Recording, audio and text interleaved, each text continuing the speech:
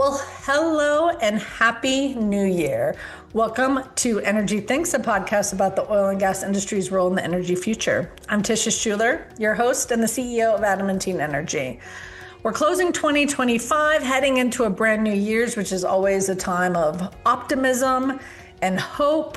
And I have been providing some of my most popular episodes from the last season for you. So in case you missed Freak Out, a solo pod that got a lot of feedback, I'm sharing that with you again here. As we move into 2026, I hope that you have a moment to give thanks for the many blessings we have working together and working in the industry that we do. On behalf of all of us at Adamantine Energy, I'd like to thank you for all the support you've given me and my work in the past year, and wish you a wonderful, joyous, calm, and forward-thinking start to 2026. Now here's my Freak Out episode. So I'm recording this on Tuesday. You'll hear this on Thursday. And markets are upended a bit, shall we say, after the tariffs that have been imposed. And so I thought what I would do is not try to do some hot takes on what's going on, because there'll be plenty of that and they will undoubtedly be a little stale by the time you listen to this. But I've been thinking a lot about us as individuals and as leaders in times of volatility and uncertainty. And what does this mean for how we build our strategy, how we lead our organizations, how we show up as energy leaders, as oil and gas leaders? And so I thought I'd reflect back on what other times of volatility and uncertainty, what I learned from those, and see in the end, as I meander through that little bit of history and storytelling, if that lands us at some takeaways for each of us. All of you are going through a parallel process right now, trying to figure out how to show up as a leader, as an individual, during a time of, it feels unprecedented, but it's never unprecedented, just time of volatility on many fronts, politically, economically, in the energy transition or the energy climate conversation. And so we're all trying to figure this out. So I look forward to hearing how you're processing this and what your takeaways are as well.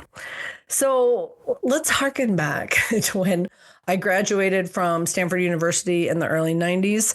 There had been a rather short recession, but hiring was definitely slow. And so here I am with my degree from Stanford, my $20,000 of debt, which was more money than I'd ever even heard of. It was a terrifying burden, which I know is laughable today, as I send my own kids to college.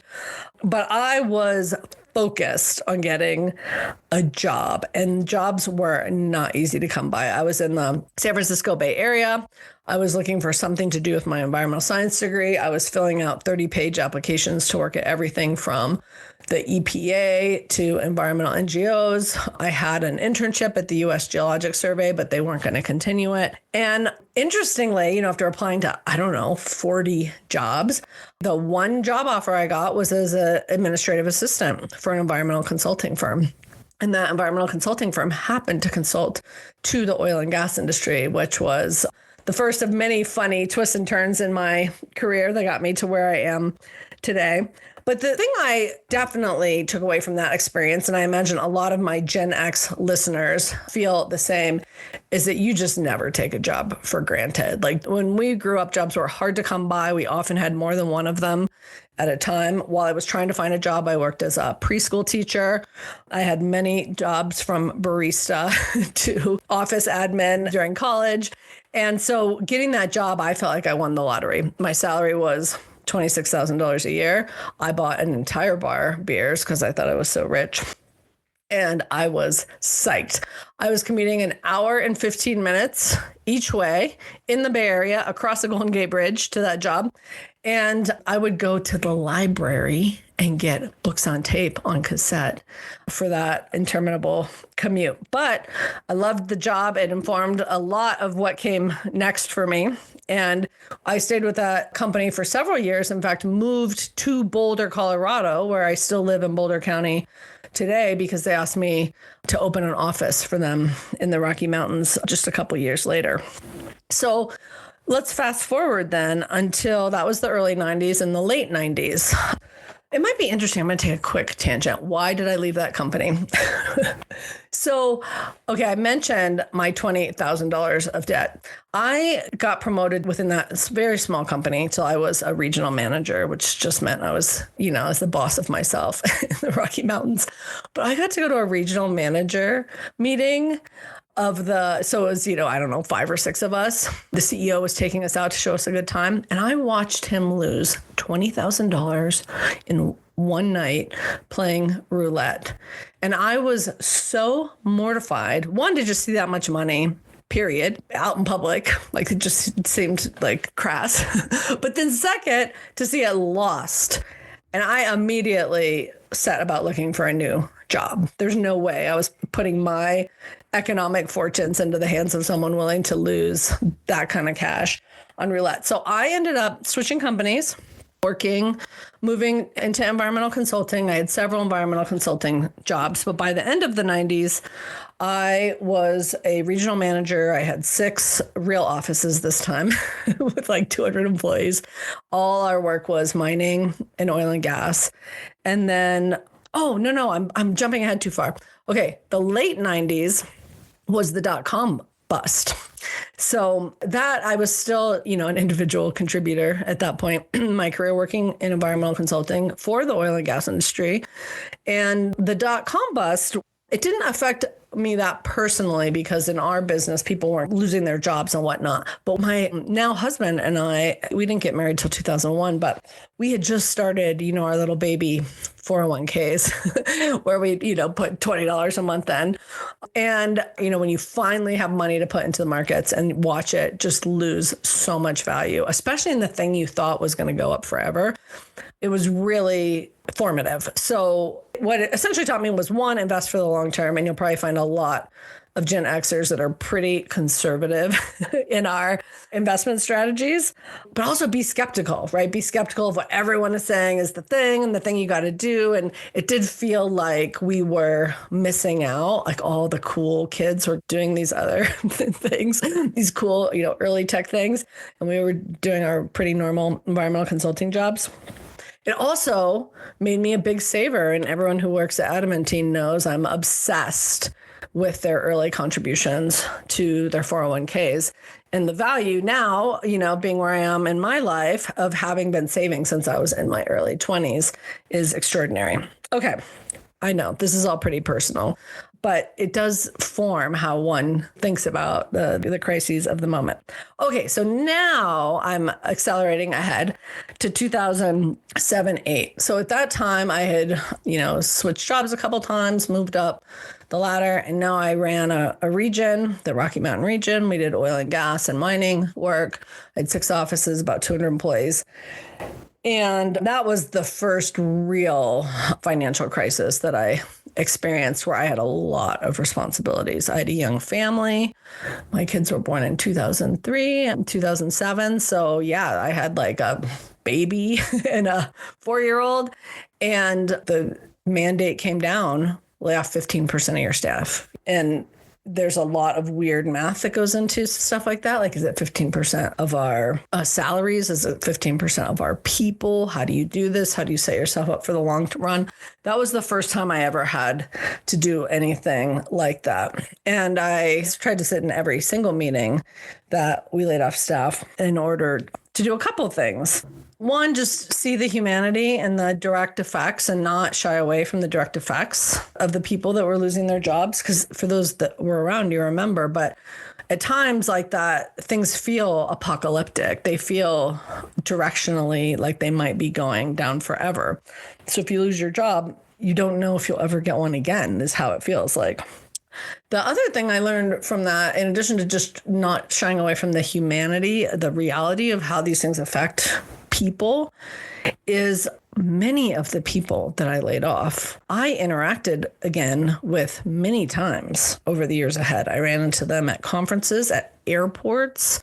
I have burned into my memory a baggage claim interaction with a couple that I had laid off. And this world that we all work in is so small. And having a general philosophy of humanity and kindness is good. But even if you just want to be Machiavellian about it, you don't want to burn bridges. Like, these things come around and go around. And so that was deeply formative, just always knowing that even when times feel like they're going great, that these moments of correction happen. And, my company is small, but we try to run it very, very conservatively, just knowing that these sort of things happen and they have real impacts on people. So then shortly thereafter in 2009, I left consulting and went and ran the Colorado Oil and Gas Association for 5 years. Some of you have read my book, Accidentally Adamant, where I talk about how and why I did that and what was the journey. But while I was there was that was when the shale revolution happened. So my challenges at the time were really more about opposition, the fracking wars, opposition to oil and gas. I have a lot I could say about that, but it's not particularly pertinent to today's topic. So I'll try to keep those tangents to a minimum. But here was one thing that happened. Some of you may remember there was a pretty big price correction around 2014. And I remember as it was just setting up, because Koga had grown under my time there from 4 people to 13 people. We'd expanded the membership. We'd increased dues pretty dramatically. And so I did feel that I needed to keep an eye on sort of that macroeconomic environment, particularly for our members. And I remember asking my very, very trusted industry leader, like, what's going to happen? How low could oil go? And what do I need to be thinking about? And he said, oil will never go below $70 a barrel. And I indexed around that in my mind. I was like, okay, this is what that means. This is how I'll do my planning. And within a few weeks, I can't remember how low oil went. Some of you remember, but oil dropped precipitously. And that taught me something really important too, which was in these times, you have to keep your own counsel and you have to come to your own conclusions about what is likely to happen or not happen. So in 2015, I left the Colorado Oil and Gas Association. I set up Adamantine. For those of you that are paying attention, that was 10 years ago. So 10 years ago, I founded Adamantine with my colleague who's still here, Lindsay Slaughter. Much thanks to Lindsay for sticking through all of these ups and downs with me. And it won't be any surprise to know that the most formative drama that we've all had in the intervening 10 years was, of course, COVID. We had grown the firm to 6 people, very slowly, very methodically, very carefully.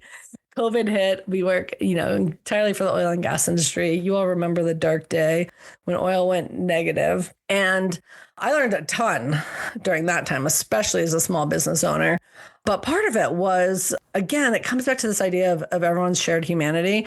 There was so much drama, particularly in those early days of COVID, and it was easy to be caught up. I remember thinking, am I going to lose the business? And therefore, am I going to lose my house? And therefore, are my children not going to be able to go to college? Like, I was so just caught up in the swirl of my own drama that I would have been rendered, I think, ineffective, except I stopped and realized every single person in my orbit was going through the same thing. And so we as a firm just started focusing relentlessly on our clients. What does the world look like to them? If they're making cuts, we voluntarily cut our contracts to match their layoffs or budget cuts. And we really started positioning ourselves as Adamantine to be there for the industry in a post-COVID world. So really playing the long game, all in service of these relationships that now I and my colleagues here at Adamantine have spent, our careers building. So that's a quick tour of the ups and downs financially. But as I sit here and reflect, there were actually 2 other events that probably have been even more formative on how I think about volatility and crisis and how to show up as an individual, as a leader, as someone representing our industry to the public. And that was in 2010. My community was hit by the 4 Mile fire, which at the time was the most devastating fire in Colorado history. We lost 169 homes of about 400, just to give you some context. It started a mile from my house. I had been in the volunteer fire department before I had my kids. My husband still is in our volunteer fire department. This was a just very scary, very dramatic, very devastating experience. And when we were evacuated, we were told not once, but twice that our home had burned down. So there was this, again, I referenced this earlier, but there was this sense we were out of our house for 6 weeks because they had to rebuild all the power infrastructure, et cetera. And there was a sense, it felt like we were in the apocalypse, right? There was just this time froze, and it felt like not only were things terrible, but that they would be terrible forever. And then, of course, we didn't lose our home, but our neighbors, many of our neighbors and friends did. And there was this, multi-year process of rebuilding. And that's one of those things that has been more formative to my thinking.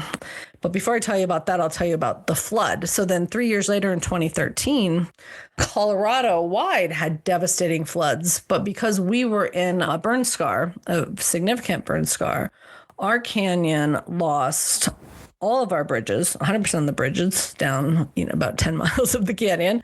Most of the road, it took over 5 years to get the road rebuilt. I couldn't get home. My kids had to get evacuated in the largest airlift since Katrina. And my husband was doing rescues the whole time as well, as well as being there with two relatively small children and his father. They were all at home when that happened. While all that was going on, I couldn't get home. The activists ended up hiring a helicopter and saying that hundreds of oil and gas wells that were underwater were leaking. And I will just say none of that was true. But I'm having this very, very personal, devastating family crisis. And then I have to go on national and Colorado TV and radio shows for about 72 hours. I just did back-to-back interviews. For the industry, we set up a place where I could gather all the information because, of course, I didn't know if there were 100 leaking wells under the water. So we had to pull together all of our industry resources. We had to make sure we understood exactly what was happening. And then I had to go out and be the face of the industry. And it was just the most intense experience of my life. And then when we got through that, of course, we couldn't get home for weeks. And then when we did get home, it took hours to drive home because it was a 1-lane dirt road for 7 miles outside of town. And so I ended up living separate from my family for almost a year. So it was quite a lot. Okay. Why did I tell you all of that? Because the weird thing is now I'm still back in my house with my lovely little family in my community I adore. And, 12 years has passed since that happened. And so there's a few things I take away from all these experiences that I want to share with you. And I'll be interested to hear if they resonate with your life experiences, or if you're relatively new in your career, are these interesting or useful insights to how to think about these things going forward. I think the most important takeaway for me is that whenever you're in the middle of something that feels really intense, maybe even apocalyptic, kind of doomsday-ish, I like to imagine myself in 2 years looking back on it. In 2 years, I know how this movie played out. In 2 years, I have some sense of stability, of being on the other side. I know how I behaved in it, and I maybe have some thoughts for myself on how I could have done it better. So when I had looked back and reflected upon these various crises, and in particularly the more personal, intense ones, because that's where I think we're more likely to behave badly. At least I'm more likely to behave badly if I feel personally threatened or that my family's well-being is at risk. It's now, I imagine my future self telling me, lean into the uncertainty of this. It will not be uncertain forever. Like, it will play out. That's the weird thing about time. It moves on. And we know, at some point, we know how this movie ends. And I never wished I was more melodramatic in the past, right? I always wish I was more calm, more certain that things would in some way sort themselves out. And I think the way we do that is by imagining a range of outcomes and hedging both to the risks and hedging to the upsides. I know there are some of you out there that maybe make really big bets in times of uncertainty, but I suspect that those really big bets, those are for people who either don't have a lot to lose, or those really big bets are just still a fraction of their larger resources. Or at least you're never going to find me betting the well-being of my family, my future retirement, my business, and my employees. You're not going to find me betting the farm. I'm going to try to find a middle way that is responsive to risks and is positioning for upside. So that's one thing. All right. The second thing I've learned over these different experiences is that freaking out is contagious. And so, one, if you happen to be hanging out with a lot of people who are freaking out, consider how you're going to get yourself grounded. Because either you only have two choices: take a break or actually be the more influential force. So I strive in my life, among my friends, my family, my coworkers, I strive to be the one that sets, to be the thermostat, to set the temperature. And I try to do that by bringing stability, calm, the long view, the bringing out the best in yourself. Because if freak out is contagious, so is calm. But this takes a kind of mindfulness, a kind of staying alert to how you're feeling, to bring that into your relationships and into the experience. Like I said, I've never looked back and wished I was more melodramatic. But once you find yourself in the melodrama cycle and the reactionary cycle, it's actually hard to tear out of it. It's a little bit addicting. It gets its own momentum. I think we are each well served by deciding how we want to show up and then making sure that we do that with a kind of intensity that other people pivot their point of view to ours rather than vice versa. And then the third thing is really to be always in disruption and volatility, looking for opportunity. What is that opportunity? Is it an acquisition? Is it a positioning? Is it relationships? And by having some faith that there is an upside, that there is an opportunity in any uncertainty, in any crisis, that allows us to be generous spirited. Because whether we approach, these times with a scarcity mindset or with an abundance mindset, that's fundamentally at its heart a choice. And by being certain that there is opportunity to be had, if only we can be clever enough and open-minded enough to find it, that allows us to be generous of spirit in how we show up, the grace that we give, our fellow humans, our coworkers, but also generous actually in our giving. If you're not thinking about your local food bank right now, I think that times like these are really important that we all participate in those that are truly, truly vulnerable in this moment. So at its heart, looking for opportunity, the flip side of that coin is a kind of generosity of spirit. So that's what I got for you today. I'll be interested to hear how you are approaching this moment, the volatility, how you're drawing upon your past, what you've learned from other experiences.